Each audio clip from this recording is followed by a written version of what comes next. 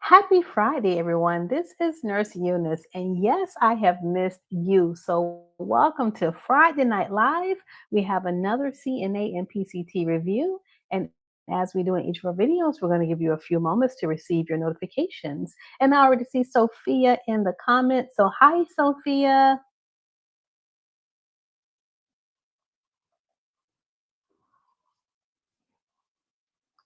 And I know a lot of you all want to do more than just CNA. So, if you're interested in online medical assistant training, that includes MA, phlebotomy, and EKG all in one, I have an option for you. I want you to go to floridacareeracademy.com. Yes, that is floridacareeracademy.com. We've partnered with Career Step, and in this partnership, we're able to offer hybrid courses. And so your coursework is done online at your own pace, and then your clinicals, your hands on training, is done at an office, whether it's Fresenius, a dialysis clinic, a hospital, it's going to be done in your area. And so, for you to speak to one of our advisors, you can either call the number listed on the screen or you can go to floridacareeracademy.com to learn more. And so many of you have already, you've been so gracious. You've been purchasing our $7 vital sign bundles. My team and I, we work tirelessly in order to, create these videos, create the presentations and the slides. And so the way that you can help us is just take your cell phone, open up your camera app, and scan the QR code that's on the screen. You'll see a plethora. You'll see a lot of free products and different study guides, but then you'll also see our vital sign study guide for $7. And that's the way that you can help us as we keep pushing out these videos. We know the economy is changing, so any assistance you can provide to help me bless my staff, I appreciate it. And that's it, you all. Let's go ahead and get started with our questions. I'm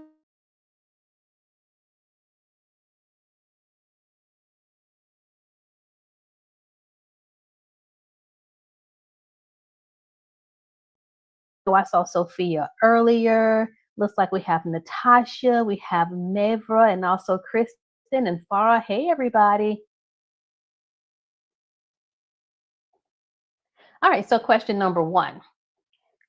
A resident with pneumonia might show which of the following symptoms? Is it A, increased energy, B, coughing with blood tinged sputum, C, swollen legs, or D, coughing with greenish sputum?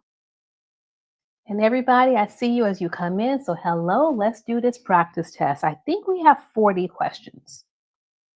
All right, go ahead and put your answers in the chat. And I see a D. We're torn between D's and B's. So we know that a person with pneumonia, they'll have a cough.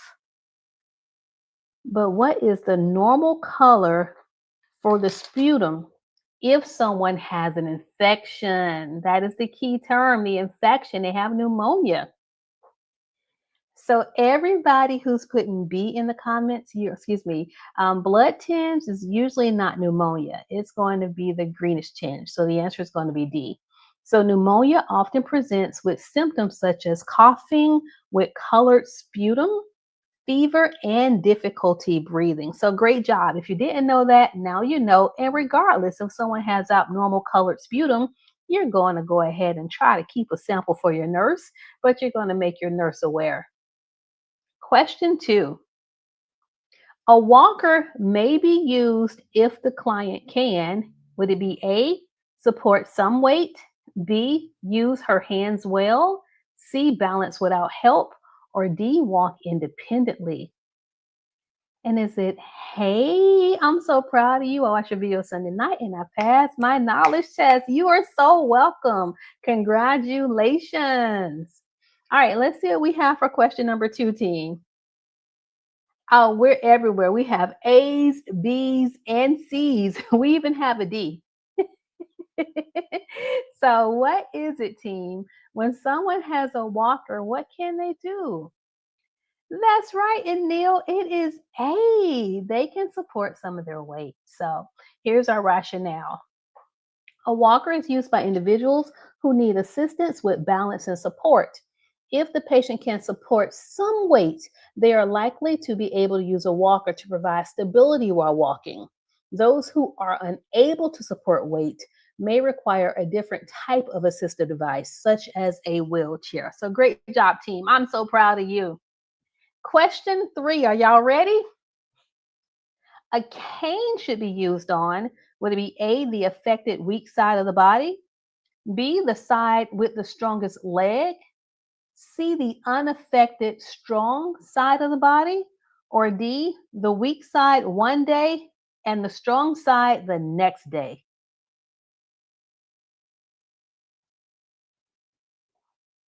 I know this one's a little tricky. All right, I see some C's, I see some B's, but looks like the C's have it. And so the reason that it is not B is just because someone has strength in a leg, they could have their arm could be, partially amputated. It could have been burned. It could have surgery. So it's not about the strongest leg. Whenever someone's using a cane, a handheld device, we need them to use it on the unaffected side of their body. So the strongest side of their body, including their arm, not just their leg, because they're using their arm to support the rest of their body.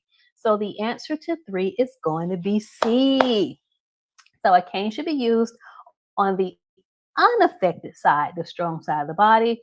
This provides support while allowing the patient to maintain balance and reduce strain on the weaker side. So give yourself grace. I see you, Joyce. Yep, that's true.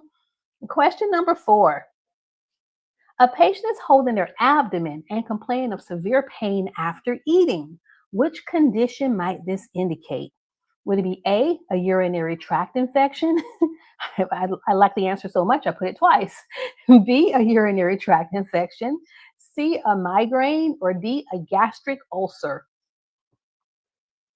And as a CNA, you don't diagnose, but you have to know when to let the nurse know if something's wrong.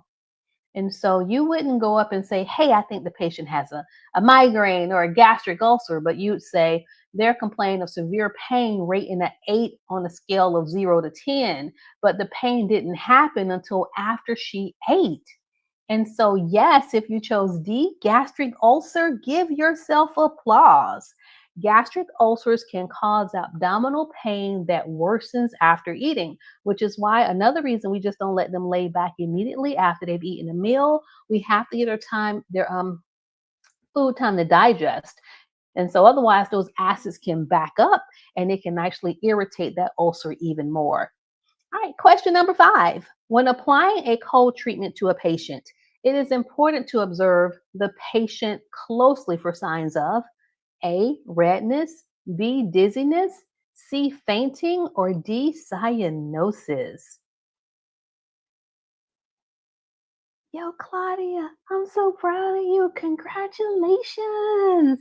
Passed both exams. That's going to be the story for a lot of you all.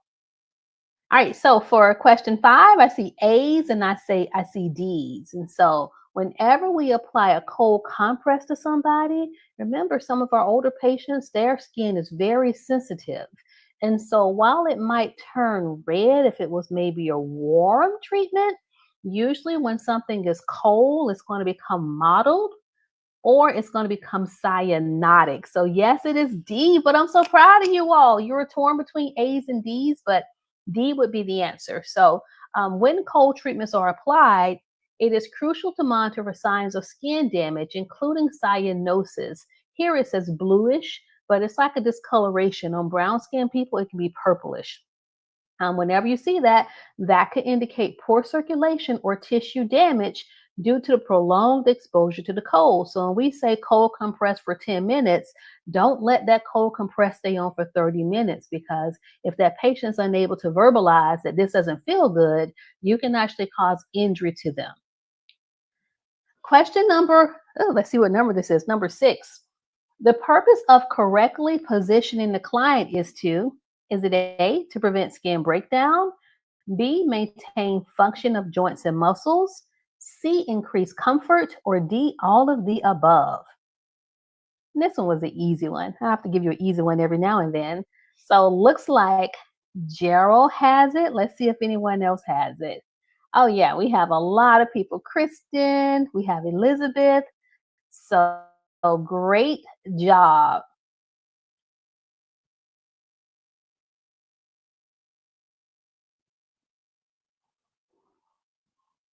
Trying to see if I can get the comments on the screen better.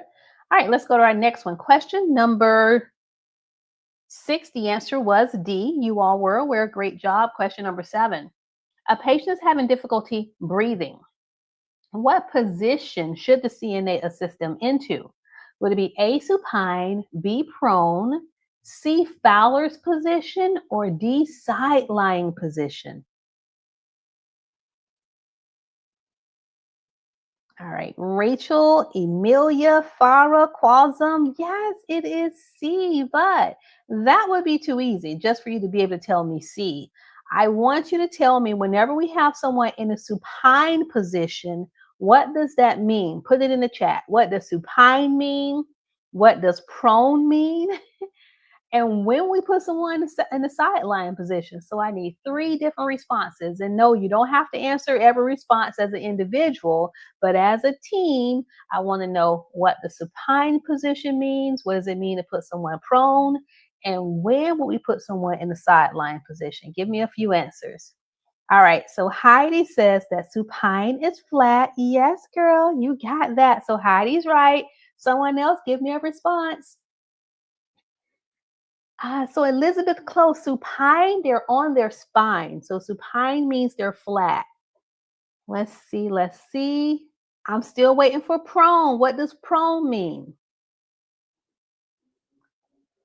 Heidi's been studying. Heidi says prone is on the stomach. So you all, and yes, Claudia, Fowler's is 90 degrees. They have a couple of Fowlers. They have semi and they have high. So it can go anywhere from 45 to 90 degrees, depending on the patient's needs. And now I need to know, why would we put someone in the sideline position besides repositioning them? Like, what would be a medical reason to put someone in the sideline position? All right, try to give you about 10 seconds for you to answer that one for me. And I have missed studying with you all, so I hope you're having a great week. All right, I'm going to give you the answer if I don't see it in 5, 4, 3, 2, and all right, seizures. So yeah, so anytime you think someone's at risk of aspiration, so they've been seizing and now you may have some foam or some type of secretions, they're unable to clear their airway, you return them to the side. Another reason that you put someone in the sideline position is if they're unconscious and you have to perform oral care, you're not going to sit them upright because they don't have a gag reflex. So the fluid, even a small amount, can go into their airway. So instead, you turn them to their side, and any excessive secretions would just pool in the cheek area. So sideline position would also be if you're helping the nurse. Remember, you don't give medications, but if I tell you that a patient needs an enema, you'll be putting them in the Sims position, which is a sideline position. All right, so great job. Question number 8. The preferred way to remove a bedpan from a client who is unable to lift her buttocks is to A, use a mechanical lifting device, B, turn the client to the side while holding the pan, C, slowly slide the pan from under the client, or D, have another nursing assistant lift the client.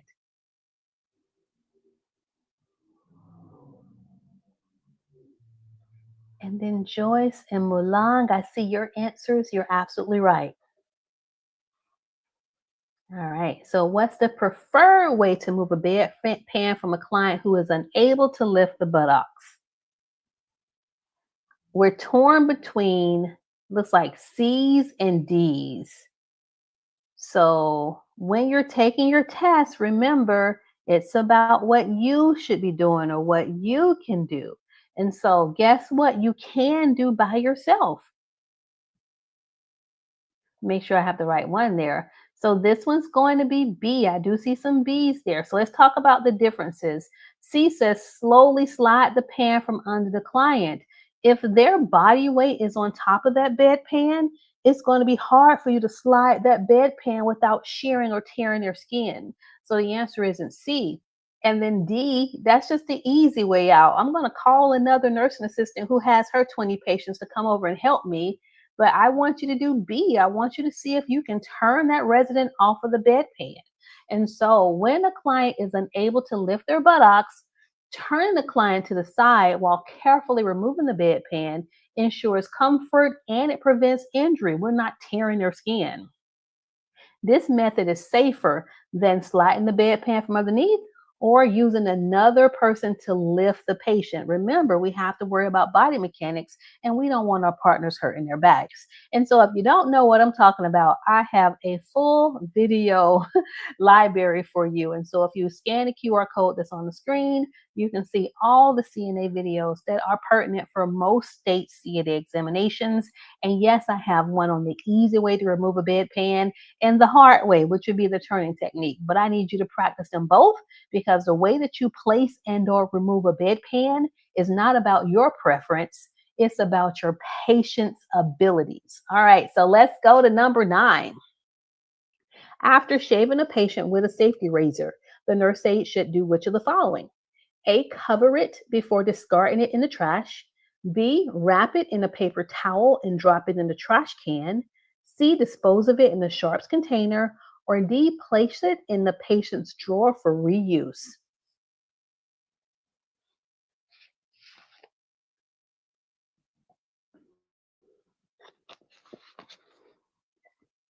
I see all the correct answers. That's right.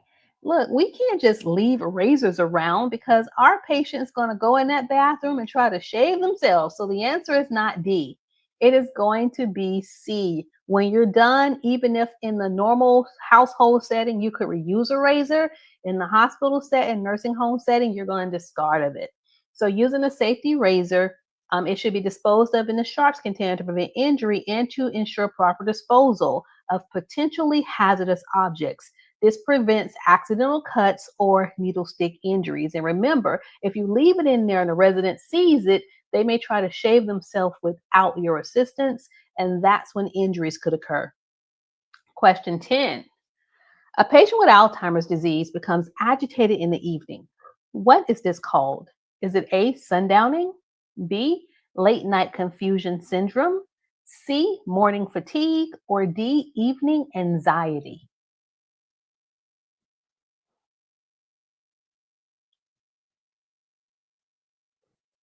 So many great responses. That's right. I'm going to give about 5 more of you all an opportunity to respond.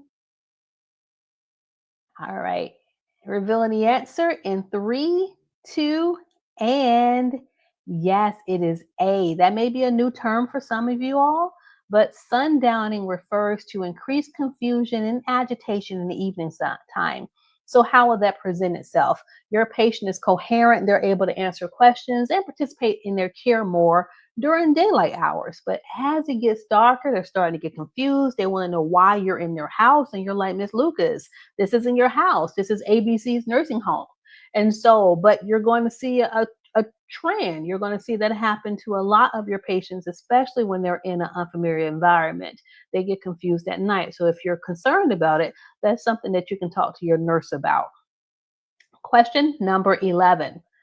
A patient with jaundice will have which physical sign?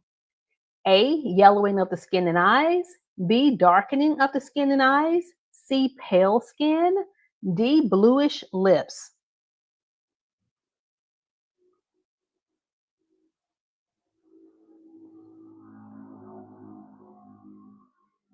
Great job, great job, great job. Everybody got this right. 100% team. It is A. Jaundice is characterized by yellowing of the skin and eyes, often due to liver dysfunction and diseases such as hepatitis. Question 12. Upon entering the room, the nurse aide notices that a patient is not breathing. The aide's first action is to A, start chest compressions, B, lay the patient down on his back, C, give 4 quick breaths, D, call for help. You enter the room, the patient's not breathing. What do you do? What do you do? What do you do?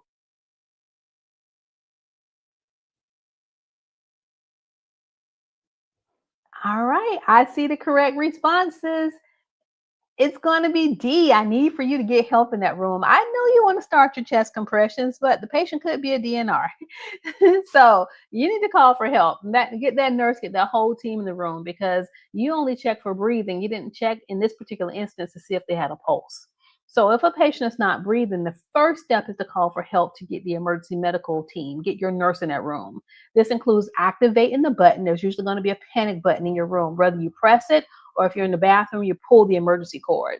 After calling for help, the aide can then proceed to CPR if trained and instructed to do so. Because remember, you have to know your patient's code statuses, and not every patient is going to be a full code, meaning that they're going to require CPR in the event that their heart should stop or they stop breathing. So your priority is, once you recognize it, your priority is to get the team, get your nurse into the room right away. Question 13. A patient is on bed rest. A patient on bed rest, I can't even speak today. A patient is on bed rest wearing anti-embolytic stockings. How often should the stockings be removed? A, never. B, Q2H. C, at least twice a day. D, Q6H. And I'm so proud of you all. We have dozens of you all who are studying with us on a Friday night. I am so proud of you. So thank you. I know this was a last minute video, but I've been trying to shoot this video since 9:30 this morning. So uh, a true medical professional. Look, we get things done. I said I was going to shoot it, so I am here. All right. So I see a lot of you all putting B's and D's in the chat. What does that mean? What does B mean? Q2H. What does D mean? Q6H. Let's see if you know your medical abbreviations. Let's see if you know them.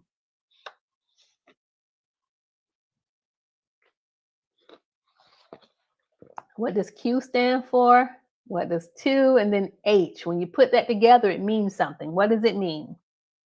Now, I'll make sure the first person that puts it in the chat will give you a shout out really fast. Let's see. Oh, I mean, all of you all came back to back. So every 2 hours, every 2 hours. So yes, Q2H is every 2 hours. If it was every hour, it would be QH. And then we have here, Claudia says for D, Q6H is every 6 hours. So remember, Q is every, then the number, and then H will be hour. If there's no number there, that means we're doing it every hour. So your answer, everybody, even though I know that you never see this happening in the real world, is you're supposed to take someone's stockings off every 2 hours. Why? Because you're supposed to be assessing their skin and massaging their leg, lotioning up, promoting circulation. Remember, I just need you to pass the test. You probably don't have enough time in the real world to do all this, but keeping the stockings on for too long can lead to skin breakdown or discomfort, and it is necessary to check the skin for redness or irritation. We know the stockings are really tight, and then their legs swell, especially when they sit up. It can leave a big indentation, so do check their skin. And I did have a comment up here. All right, so hey Eunice. So it says, hi Nurse Eunice. I want to say thank you because I follow you to learn, and I got my license in October. Congratulations, namesake. I'm proud of you also. All right, let's go to our next one, team. Question 14. Pressure ulcers or decubitus ulcers can be prevented by doing which of the following? A, changing the client's position every 2 hours. B, placing a gel or foam pad on top of the mattress. C, increasing the client's consumption of vitamin C. Or D, both A and B.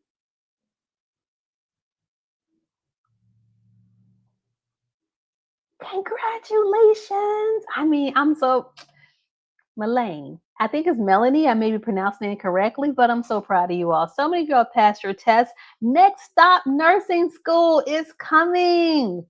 CNA, and then from there, whatever direction you want to go. All right, and so for question 14, yes, the answer is D. You have it. So pressure ulcers can be prevented by repositioning the patient every 2 hours and by using specialized padding, such as gel or foam pads to reduce pressure from the mattress. While vitamin C is important for skin health, proper repositioning and cushioning are more directly related to prevention. 15. The first step in getting the client up to walk is to A, sit the client on the side of the bed. B, put the client's slippers on. C, check the activity order. Or D, tell the client that he will be getting up. What is the first step? And I need everyone to get this answer right. It is so important.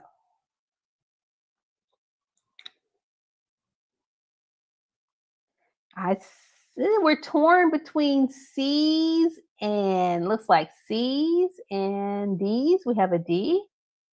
All right, waiting for a few more responses, and I'll show you the correct response. So remember that a CNA doesn't act independently. So before you get someone up, you need to first make sure they have an order to get out of bed. So the answer is going to be C. Great job for those who chose C. So before assisting a client to walk, it is essential to verify the order provided by the healthcare provider. This ensures that the client is medically cleared to engage in ambulation and prevents potential harm if there are restrictions on movement. Skipping this step could result in injury or complications if the client is not permitted to walk. So just like they'll have a diet order and a code status, whenever you look at your physician's orders or the plan of care, it's also going to have an activity status. And then most of the time it's literally going to say out of bed to chair or out of bed with assistance. But if they're post-op, it can say complete bed rest because if they stand up, they can still be sedated, they can fall and cause injury to themselves. So make sure you check the orders first. 16. A client's vital signs are as follows: BP 118 over 80, respiratory rate 10, temperature 98.8, pulse 80. Which finding should be reported at once? Would it be A, respiration, B, temperature, C, pulse, or D, blood pressure?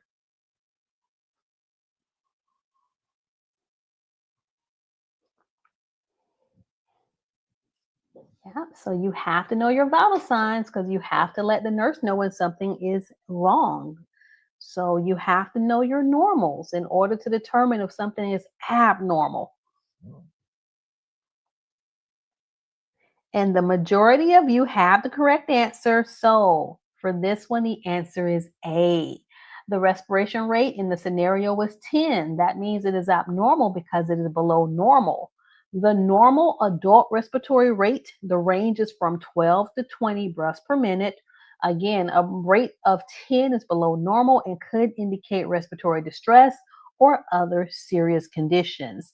For example, post-op patient we just spoke of, they are still sedated from the anesthesia, but they complained of pain. Your nurse gave them medication such as morphine. Where morphine decreases, it suppresses the respiratory rate. They're not going to breathe as well because they're sedated. So, you as the CNA, when you're going in doing those vital signs and you see the respiratory rate is 10, stay in the room, call me in. That means that I'm probably going to be calling this doctor back saying, hey, I gave her too much. I gave her the prescribed dose, but this is too much medicine for her or him. And the doctor may have to adjust the medication. So see how we work together as a team to keep these patients safe. So you do your assessment as far as your vital signs, you report it to the nurse who comes in and does her assessment next. Question 17. What is the priority when caring for a resident who is actively vomiting? Is it A, offer them food, B, turn them to their side, C, leave them alone to rest, or D, provide a blanket? Someone is actively vomiting. Whoa. I can deal with a lot of bodily secretions. The one that I do not do well with is mucus. So if any of you all are interested in a respiratory therapist, my hat's off to you. I can deal with every other bodily fluid, but not any mucus. And so for this question, I think it's more so in line of maybe you're not in the medical bed, because if you're in the medical bed, we will raise the bed all the way up. But if the person's in a regular traditional bed, you're going to have to do B. You're going to turn them to the side because we need to protect their airway. So turning the vomiting patient to their side prevents aspiration of vomit into the lungs. But if they're in a medical bed, a bed that moves, also sitting them up all the way would do the same exact thing.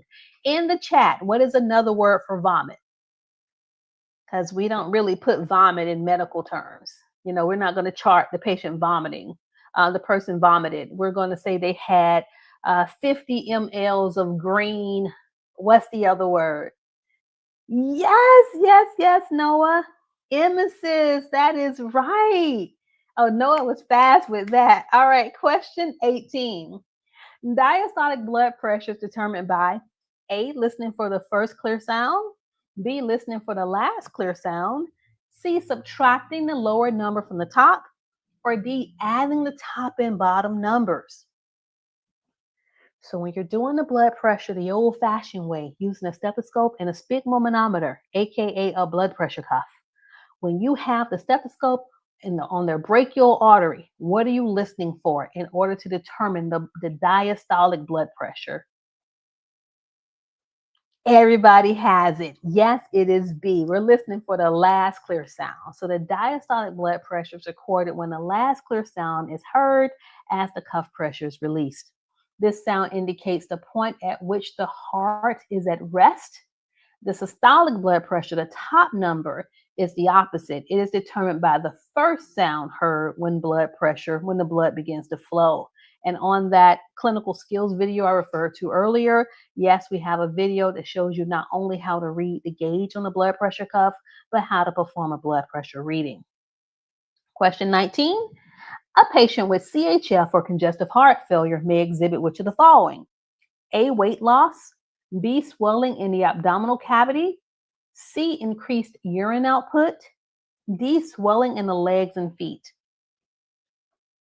And I know you want to put C, but it's not C. It's C only after your nurse gave them a diuretic.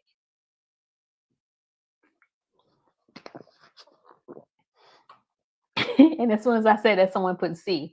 So yes, they have increased urine output because they were swollen, and because of the edema, that's when they get the diuretic, and that's when they have increased urine output. But what's going to happen first is, because the heart is failing and the heart's not pumping, they're going to be retaining fluid. So CHF often causes fluid retention, leading to swelling in the legs and in the feet. And we notice that, we notify the doctor, who then orders the diuretic. And that's when they start diuresing and having a lot of urine output in order to get rid of all that fluid. Question 20.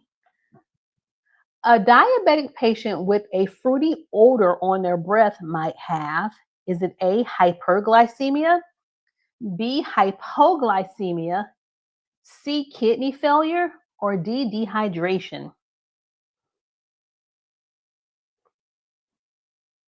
And if you watch my video on Wednesday, we talked about diabetes. So if someone has fruity breath, are their sugars high or low?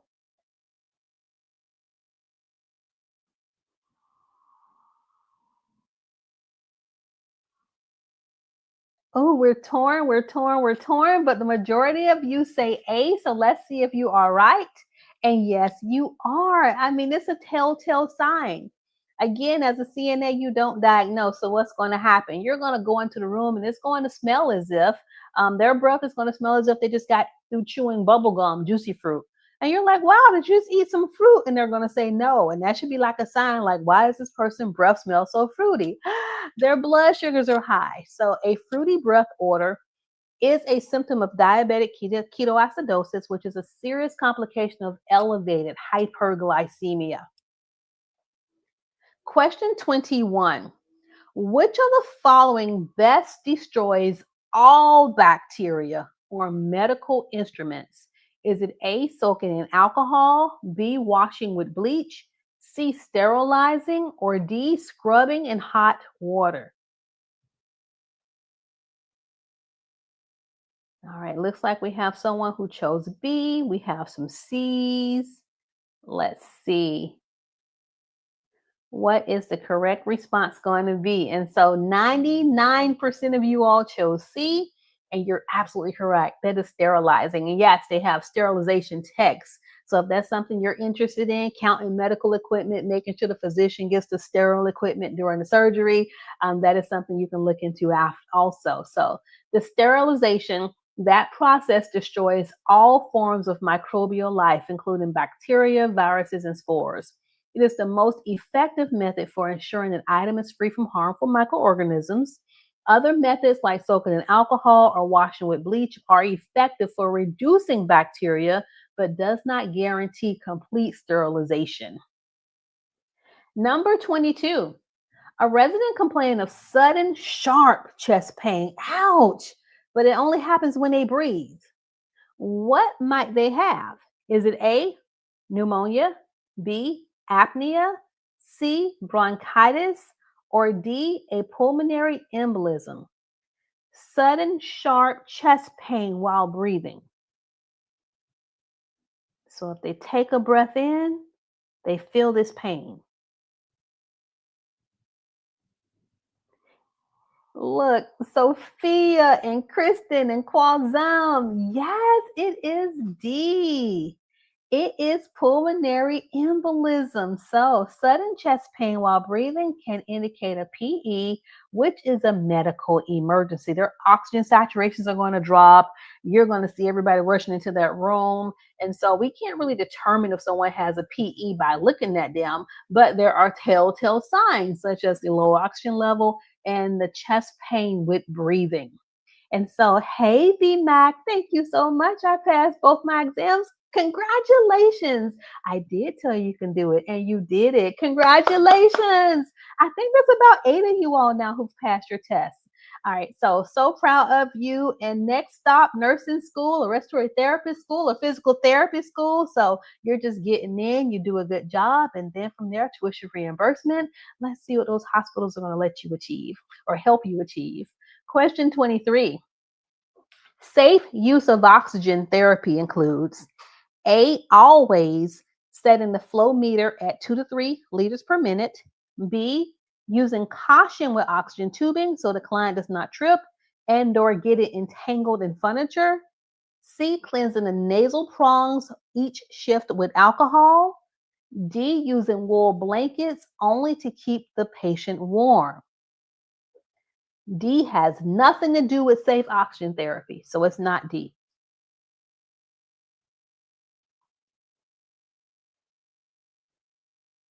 And that's right, Melanie. Next stop is LPN school, so you can do anything for a year. And then from there, they have the LPN RN bridge option. So this race is yours. Take as much time as you need, but I know that you're going to do great things. All right, so everybody, when someone has oxygen, they sometimes have long tubings. That can be a fall hazard. So the answer is going to be B. Oxygen therapy requires careful management to avoid accidents. The oxygen tubing should be arranged to avoid trips or entanglement, which could lead to injury or oxygen supply disruption. The flow rate of oxygen should always be as prescribed by the doctor, and nasal prongs should not be cleaned with alcohol. And of course, wool blankets, that was just a throw off that had nothing to do with it. And so CNAs cannot adjust oxygen flow. That is a nurse's duty, that is a respiratory therapist duty. So you can reconnect it though. If the tubing becomes disconnected from its source, you can reconnect it. You can make sure there's no kinks, but you cannot change the flow. If you do, you're stepping outside of your scope of practice and you can actually cause injury to your patient because for some patients, too much oxygen actually decreases their drive to breathe. 24. Which of the following is a symptom of a blood clot in the leg? That would be called a DVT or a deep vein thrombosis. So, what is a symptom of a blood clot in the leg? Is it A, red, swollen, and warm area? B, sudden itching? C, cold and pale skin? D, blister formation?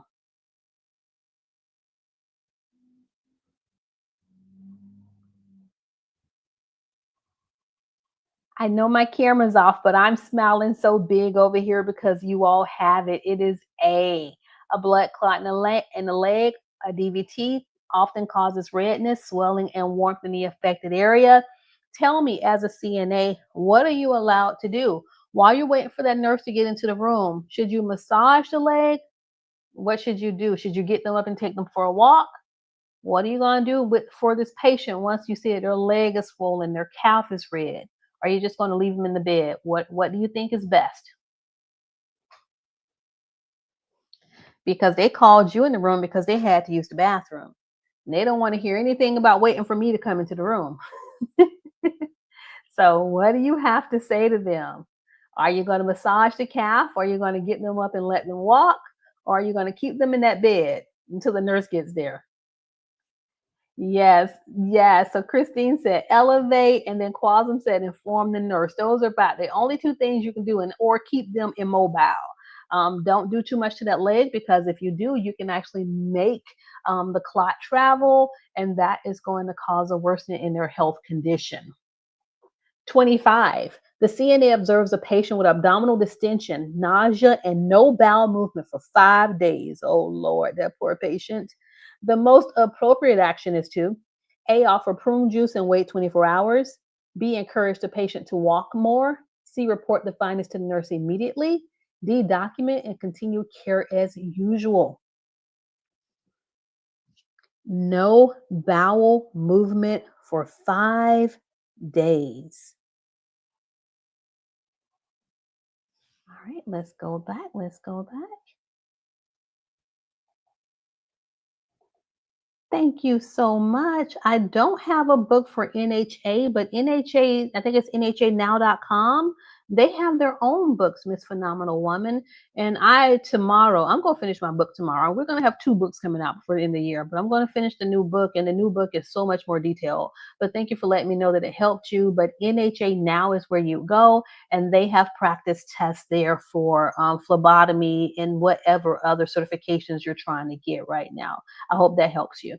And yes, everybody, it is C. So the signs are of possible impaction. So that means that's severe constipation or bowel obstruction. So that requires prompt nursing and possibly medical intervention. Look, we can't get all that impacted stool from out of their rectum, their colon.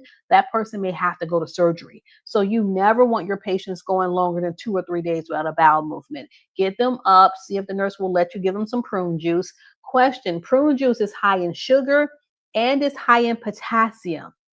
So, what two patient types, patient populations should not be given prune juice? Like, you just can't go in the fridge and be like, oh, that patient's constipated, let me give them prune juice, because you'll be making their situations worse. If it's high in sugar, who shouldn't get it? And it's high in potassium, so who else should not be receiving prune juice?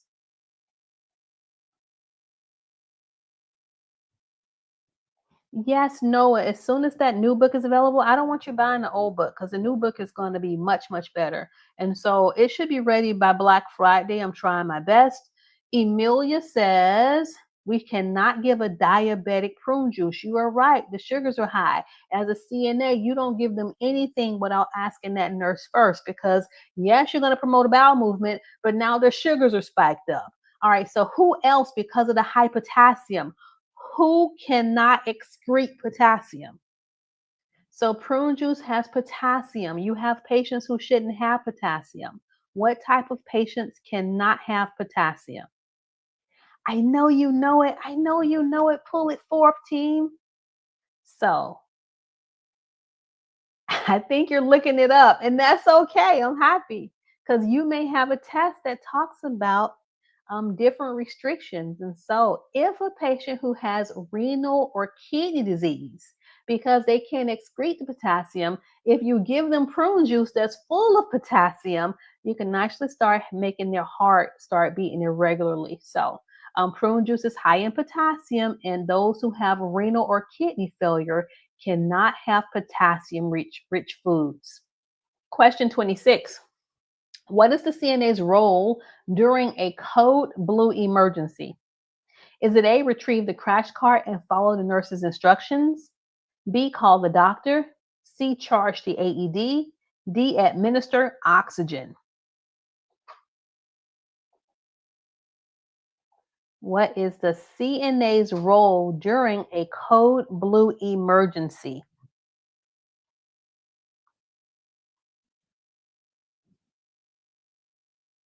All right, revealing the answer in 5, 4, 3, 2, and everybody got it right. Yes, it is A. We're going to send you out there. We're going to like, hey, go get that crash cart. So during the code blue, the CNA is part of the support team. CNAs do not independently provide advanced interventions like oxygen administration or AED operation. Those require licensed personnel. The CNA's safe and appropriate role is to quickly bring the needed equipment like the crash cart and assist the nurse or code team as directed. So usually during the code, you're compressions and you're the runner. Because as soon as that code team gets there, they're going to take over the compressions unless you're just a big, strong tech. They're going to take over the compressions, and that's when you go get the extra supplies, or we'll ask you to go check on the other patients if the code team is full of nurses and doctors, because someone still has to be out on the floor tending to the others. Question 27. What is code red commonly used for? Is it A, infant abduction, B, active shooter, C, hazardous spill, or D, fire or smoke? So code blue, code red. There are so many different codes. You'll learn those when you get through your facilities orientation. They'll talk about all their emergency procedures. But code red is for D. That's right. It's for fire and smoke. So code D typically indicates a fire or smoke in the facility. Question 28. What does code blue typically indicate? So we know you're going to go get the crash cart, but when someone says code blue, what does that mean? Is it A, a fire in the building, B, medical emergency requiring resuscitation, C, missing resident, or D, active shooter? And I've been seeing you, Kristen and Amelia Qualzum. You all have been getting so many of your answers correct. So very proud of you. That's right. Question 28. The answer is B. Code blue signals a medical emergency such as cardiac or respiratory arrest. And if you don't know how to do CPR, we do have a video on our main channel that is a CPR and AED review. It takes about 20 minutes. You'll learn how to save a life, plus you'll be prepared for your CPR exams if you have one coming up. 29. When performing perineal care on a male client, always A, clean the scrotum first, B, clean from front to back, C, hold the penis at a 90-degree angle, D, retract the foreskin if uncircumcised.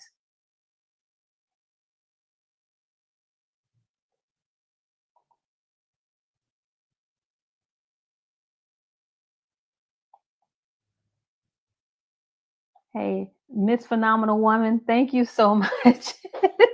She's like, sorry to interrupt, get the book. You wait till the next book comes out. The next book is much better. So that was my first time writing a book. And so, being the nurse and learning how to do all this content creation and being an author, it can be a little challenging. So the next book is going to be better. But I thank you so much for just telling others about our resources. So whenever you have a male resident, you have to pull back that foreskin. It's going to be D. So retract the foreskin if I'm circumcised.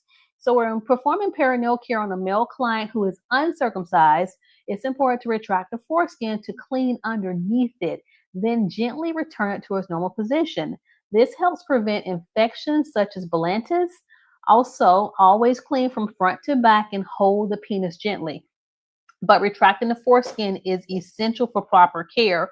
And this usually happens with the ladies. I've worked with a whole bunch of healthcare professionals. And so, ladies, whenever you see a man touching his private area, his genital area, sometimes you're like, oh, he's fresh. Have you ever thought that he's touching his area because he's dirty? So if you only focus on cleaning the penis and you don't clean his scrotum and you don't clean that area in between his scrotum and his rectal area, that area down there can be dirty. It can have old fecal matter. It can have yeast.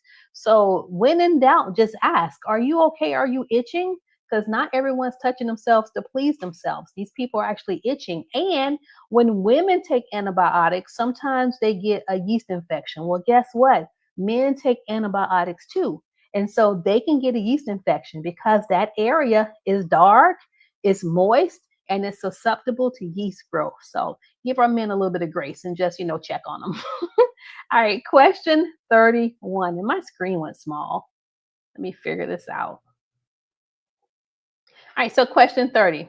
A resident on blood thinners accidentally cuts their hand. What is the first action? A, wash the wound with soap and water. B, apply pressure to stop the bleeding. C, notify the nurse immediately. D, cover the wound with a bandage.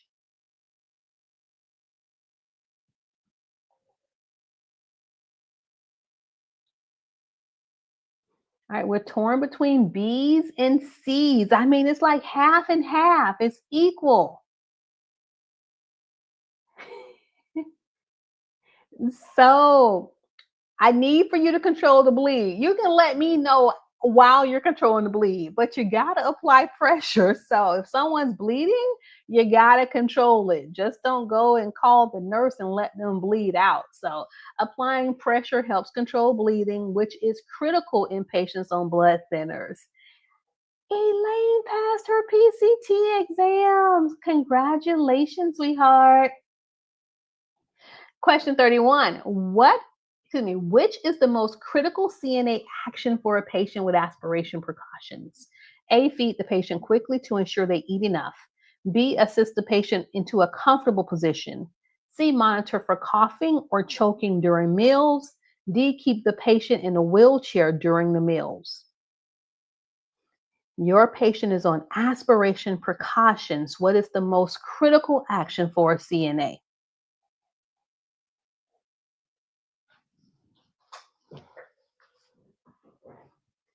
And I know a lot of you all are worried about comfort, but safety is more important than comfort because this patient, when they want to be comfort, they want to lay back and eat. They want to be semi-phallus. They want to be reclining. Absolutely not. So when someone has aspiration risk, it's not about their comfort. It's about you monitoring them because they could be very comfortable and aspirating. So sit them up. The answer is C. Monitoring for signs of aspiration, such as coughing, is going to be your role. Plus, it ensures prompt intervention if needed. Question number 32.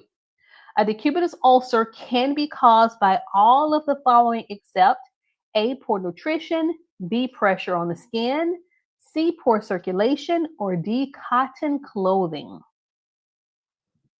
Keyword there was except.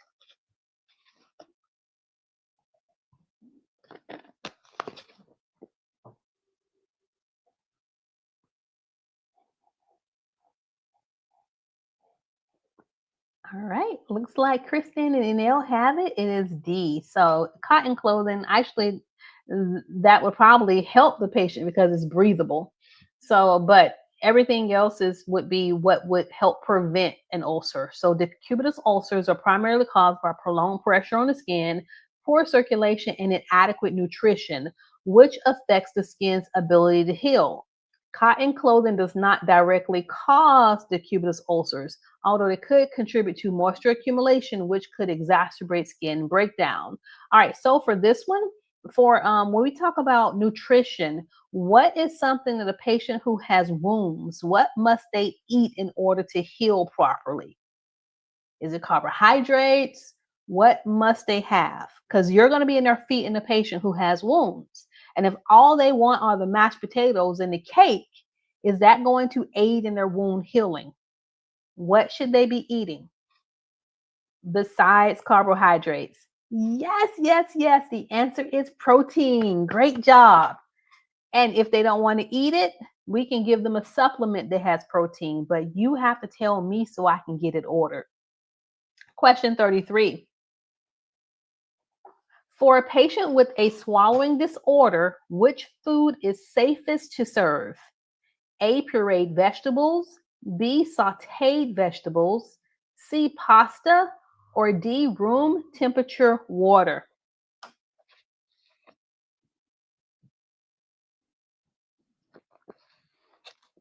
And we're going all the way to 40. And some of you all have been here almost an hour with me studying. So I'm so proud of you. That is right. We're giving them a pureed, not sauteed. So pureed vegetables. Pureed food reduces the risk of aspiration compared to thin liquids or solids. 34. Which vital sign requires immediate reporting to the nurse? Would it be A, a blood pressure of 126/78, B, a temperature of 98.6, C, a pulse of 48 beats per minute, or D, an oxygen saturation of 96%, which requires immediate reporting to the nurse?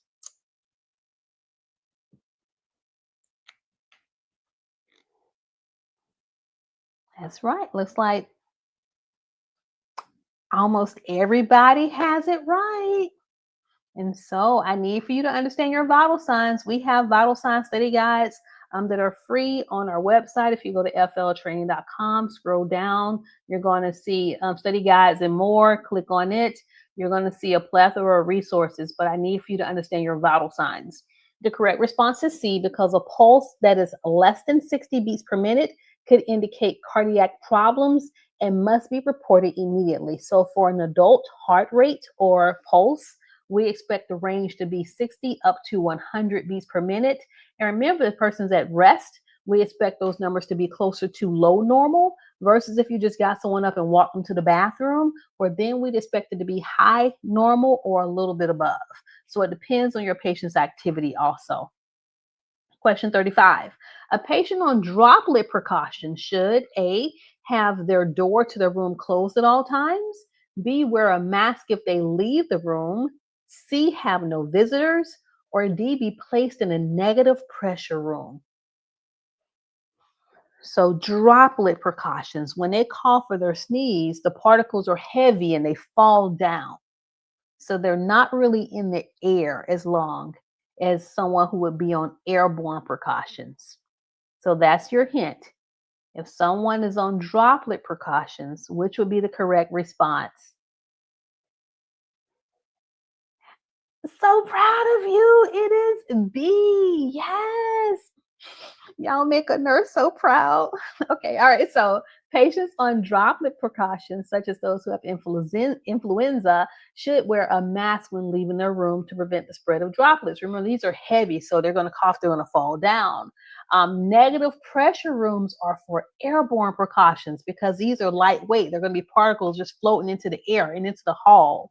So with negative pressure rooms, their air from their room goes outside. It does not go into the building.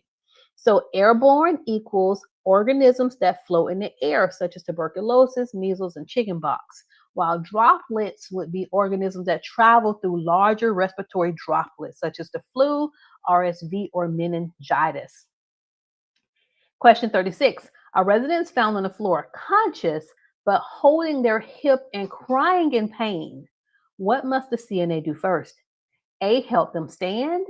B, quickly move them to the bed. C, leave them and find another CNA. D, call for the nurse and do not move them.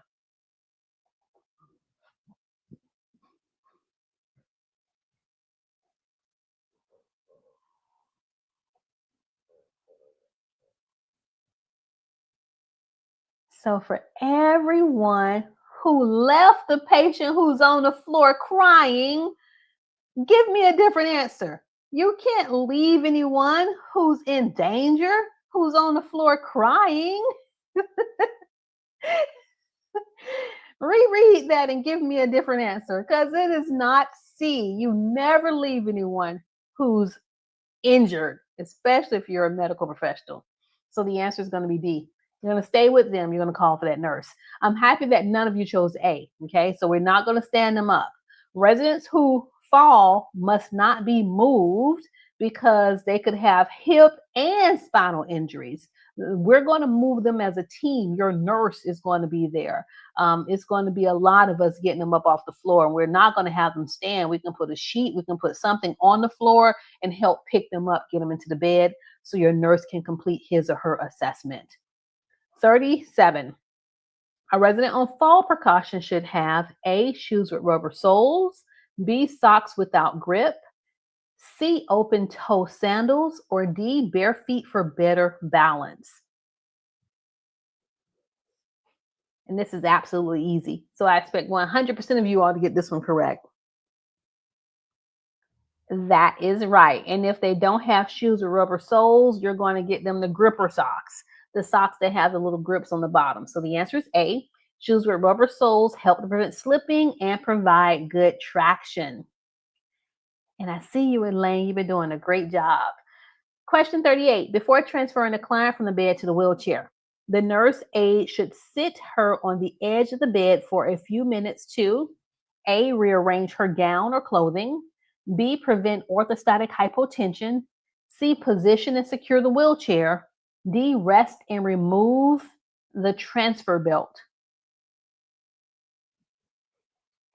Why do we have the patient sit on the side of the bed before we stand them up or transfer them? We have a lot of A's, B's, and C's. So always think safety. Remember, it's not about comfort when you're taking this test. So it's not a, for most of these questions, safety is always first. Safety, safety, safety. And so the important thing is not rearranging her gown. The important thing is to sit her up so that her pressure doesn't drop when she stands up. And so the answer is going to be B. We're going to prevent orthostatic hypotension. You should have had that wheelchair near the bed and in place before you set them over the side of the bed. And so sit and recline on the edge of the bed before transferring to a wheelchair helps to prevent their blood pressure from dropping when they stand up, aka orthostatic hypotension. That could lead to dizziness or fainting.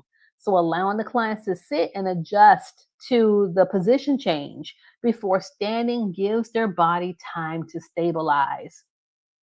Question 39.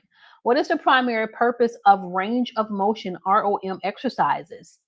Is it A, to prevent joint stiffness, B, to build muscle mass, C, to reduce the need for ambulation, or D, to improve circulation only? So when you're exercising your patient's arm, why are you performing those exercises? How does it benefit the resident or the patient? Sophie, you're doing so great. I mean, all of you are doing great.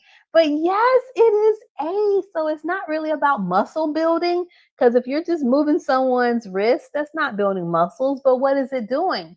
It is helping to prevent joint stiffness. And so if you're moving maybe larger muscles, then yes, that could prevent muscle atrophy. But remember, if these patients don't move it, they lose it. So try to get them to move about, and even something as simple as them combing their own hair or washing their own face, that requires them to move. And so that too can help prevent the stiffness in the joints. Question 40. What is the correct chest compression to breath ratio for adult CPR when one rescuer is present? So you're in someone's house, you're a home care caregiver, and the ambulance hasn't arrived yet, and they're in cardiac arrest. What is your ratio of compressions to breaths? Is it A, 5 compressions to 1 breath? B, 15 compressions to 2 breaths? C, 30 compressions to 2 breaths? Or D, 100 compressions to 10 breaths? You have to know this because you're responsible for saving someone's life. So you have to know CPR. And I'm so proud of you because, like, every one of you all got the answer right. Yes, it is C. Woo! For adult CPR with 1 or 2 rescuers, the American Heart Association teaches a compression and ventilation ratio of 30 to 2. The goal is high quality compressions at a rate of 100 up to 120 compressions per minute with minimal interruptions. Y'all, I'm so proud of you. And as we say in each of our videos, remember that what you're doing right now, it matters so much because caring CNAs become caring nurses. So you're doing things the right way. You're learning. I know it's going to be tedious. You got to, right now you're starting at the bottom, but you're going to work your way to the top. And soon enough, you're going to be the nurse. You're going to be the doctor because some of you all on the pre-med track, and being a CNA is a great way to achieve that also. So I need for you all to give yourself applause. Woo! You did it. You studied on a Friday night. I'm so proud of you. And if you haven't done so, please like the video, share it with a friend, share it with a fellow student. And if you haven't subscribed to our channel, please do so. And guess what? Thank you for watching. For our channel members, Scrubs and Ambition, and also our study buddies, I'll be uploading that new document for you all tomorrow. And so I thank you all. You're so welcome. Hi, do you have training for skills? Yes, Chitney. Just go to our YouTube channel, and whenever you click on the main channel page, you're going to see all the skills videos. We have a whole playlist for skills videos. So you all, your nurse is tired. I'm going to go to bed, but we did this, and I will see you all in the next video. Bye and have a good night.